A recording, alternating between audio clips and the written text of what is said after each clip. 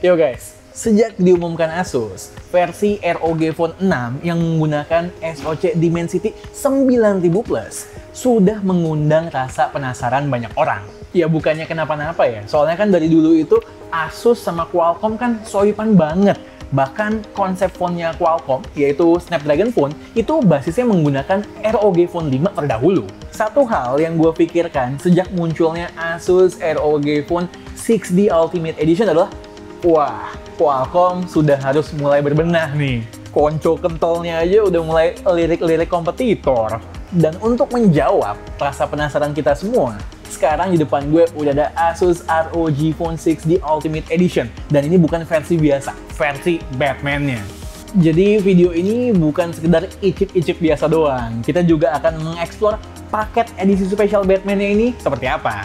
Gue info dulu ya di awal ya. Ini bukan full review, karena mayoritas smartphone-nya masih mirip-mirip aja dengan versi Snapdragon 8 Plus Gen 1.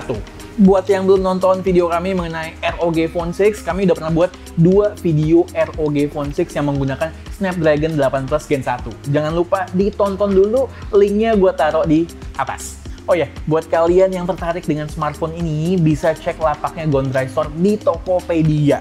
Gondry Store masukin smartphone via jalur resmi dan bayar pajak. Artinya, no begal email club. Sinyal dijamin aman. Let's go!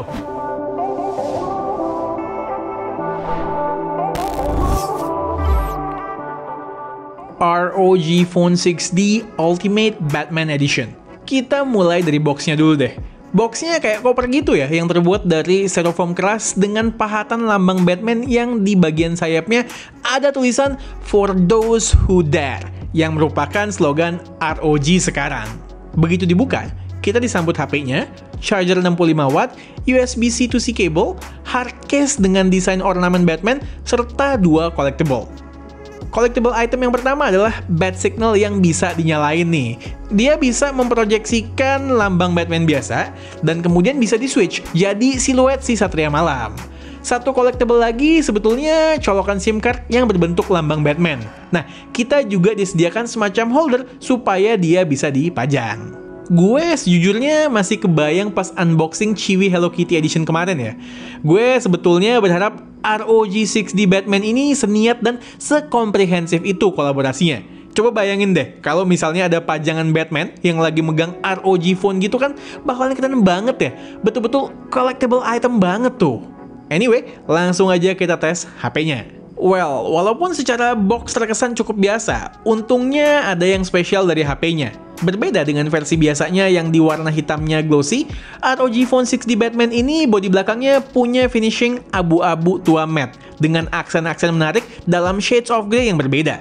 Yang beda juga di belakang LED light-nya. Instead of logo ROG, di sini pas nyala menunjukkan lambang Batman. Nice. Lihat sekilas aja orang udah bakalan ngeh, ini kayaknya bukan ROG Phone 6 biasa deh. Secara software pun ada beberapa modifan yang membuat smartphone ini berasa warna Batman-nya kental. Dimulai dari HP-nya nyala, pas setup, sampai tema yang secara komprehensif memberikan feel Batman itu melalui wallpaper, icon, sampai animated wallpaper. Sekedar info, ROG Phone 6 Batman Edition ini ada 2 versi. Versi yang menggunakan chipset Dimensity 9000 Plus, which hanya dirilis di China, dan versi Snapdragon 8 Plus Gen 1 yang dirilis di beberapa negara lain. Unit kami ini yang Dimensity, so dari sananya nggak ada Google Play Store-nya. Cuman seperti biasa, gampang kok kalau kita mau nginstall sendiri, tinggal download APK Play Store-nya saja, selesai. Ngomong-ngomong chipset, statusnya sebagai Special Edition Phone, yang gue tertarik dari ROG Phone 6D Batman ini ya jelas soal chipsetnya. Soalnya banyak tuh netizen yang heboh menjagokan versi Dimensity 9000 Plus dari HP gaming favorit K2G tahun 2022 ini dibandingkan versi Snapdragon 8 Plus Gen 1-nya. Emang iya yang Dimensity ini lebih superior? Yuk, kita langsung gas buat tes aja. Di tangan gue ada ROG Phone 6D Batman Edition dan juga ROG Phone 6 resmi Indonesia yang diperkuat Snapdragon 8 Plus Gen 1. Kita mulai dari benchmark dulu. Antutunya lebih gede Snapdragon 8 Plus Gen 1 sedikit. Kenaikan suhu selama tesnya hampir identik juga, dari 25 derajat ke 33 derajat. Masuk ke 3D Mark Wildlife Extreme Test. Kalau cuman lihat stabilisasinya doang, soalnya si Dimensity 9000 Plus ini lebih stabil. Cuman kita harus lihat juga best loop score-nya. Yang 8 Plus Gen 1 nyampe 2800-an, sementara Dimensity 9000 Plus di 2600-an. Skor bawahnya beda tipis.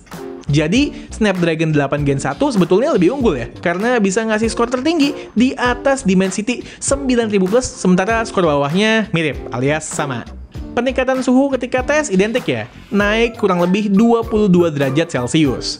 Sebagai penutup sesi benchmark, gue jalanin PC Mark yang mensimulasikan beberapa kegiatan daily usage kayak nonton, video editing, ngedit dokumen, dan lain-lain. Versi Snapdragon sedikit lebih unggul, walaupun nggak signifikan. Next, tes Genshin Impact. Gue melakukan metode yang sedikit berbeda nih guys di tes ini. Dalam total, waktu tes yang mencapai sejam, gue bagi dua. Di setengah jam pertama, gue lakukan di kondisi ruangan AC dengan suhu 24 derajat, lalu setelah itu gue mainin di ruangan non-AC selama setengah jam lagi. Dan hasilnya? Good job Asus! ROG Phone 6 manapun yang kalian pilih, mau itu yang menggunakan Snapdragon 8 Plus Gen 1 atau Dimensity 9000 Plus, kalian akan bisa memainkan Genshin Impact dalam settingan tertinggi dengan FPS yang stabil terus di 60 FPS, di ruangan AC maupun ruangan non-AC. Gokil! Wah, kayaknya kita udah harus mulai say goodbye ya ke masa-masa kegelapan chipset Android antara 2021 sampai dengan 2022 nih kayaknya. Dimana SoC Exynos dan juga Snapdragon buatan Samsung Foundry itu panas dan gak efisien. Eits, tunggu dulu. Ada satu perbedaan di sini. ROG Phone 6D berdimensity 9000 Plus mampu menjaga suhu sedikit lebih baik daripada yang Snapdragon 8 Plus Gen 1. 2 derajat lebih dingin ketika dimainin di ruangan non-AC. Ayo Qualcomm, masih ada PR yang belum tuntas nih berarti. 8 Gen 2 harus lebih jago lagi. Perlu dicatat, selama sesi benchmark dan testing tadi, gue juga monitoring konsumsi baterainya, di mana kedua smartphone melakukan hal-hal yang sama. Perbedaan yang gue temukan, versi Dimensity bisa lebih irit baterainya sebesar 1%. Ini mah nggak signifikan intinya perbedaan ketahanan baterainya. Next, gue penasaran sama signalnya nih. Kalau modemnya Qualcomm kan udah terkenal bagus tuh. Dimensity gimana? Berdasarkan tes 4G gue sih ternyata 11-12 aja nih. Penerimaan signal Wi-Fi-nya pun juga demikian. Hal terakhir yang mau gue tes adalah kameranya nih guys. Karena chipset MediaTek kan biasanya kenceng doang. Tapi terkenal pelit kasih akses buat vendor ngoprek image signal prosesornya. Lalu di sini gimana?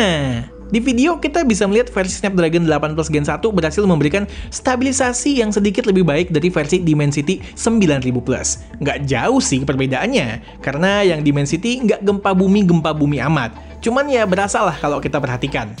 Lalu untuk versi Dimensity, warnanya cenderung lebih flat sekaligus rada pucet.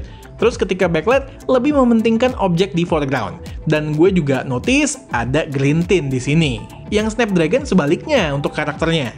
Detailnya mah 11-12 lah. Masuk ke foto, di indoor lighting yang versi Snapdragon prosesingnya aneh. Detailnya rada hilang, warnanya cenderung lebih saturated juga. Untuk versi Dimensity, detailnya bagus, warnanya cuman emang lebih flat, tapi gue perhatikan exposure-nya nggak natural. Di kondisi backlight, versi Dimensity mencoba untuk mengangkat foreground dan background, sedangkan yang Snapdragon, foreground-nya kalah sama background.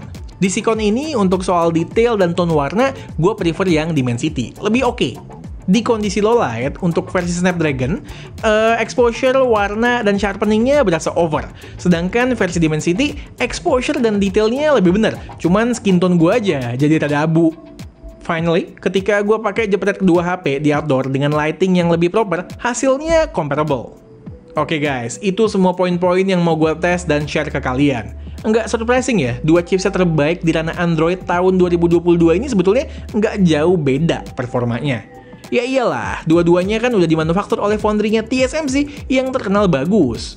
Sebetulnya di luar hal-hal di atas ada beberapa perbedaan lain, seperti kodek Bluetooth audio yang lebih lengkap di versi Snapdragon karena ada aptX Adaptive dan Snapdragon Sound. Lalu, belum lagi soal availability settingan grafis di beberapa game yang dimana versi MediaTek masih suka kekunci. Contohnya, di LOL Wild Rift ini, mode 120 fps-nya nggak bisa dipilih di ROG 6D. Oke, Asus ROG Phone 6D Ultimate Batman Edition. Menurut gue simple ya, handphone ini tuh cocok banget jadi pertimbangan untuk kalian yang gamer dan fansnya Batman. Buat yang biasa-biasa aja, terus penasaran apakah worth it nyari yang nggak resmi ini demi nyobain Dimensity 9000 Plus, Menurut gue, nggak sih ya.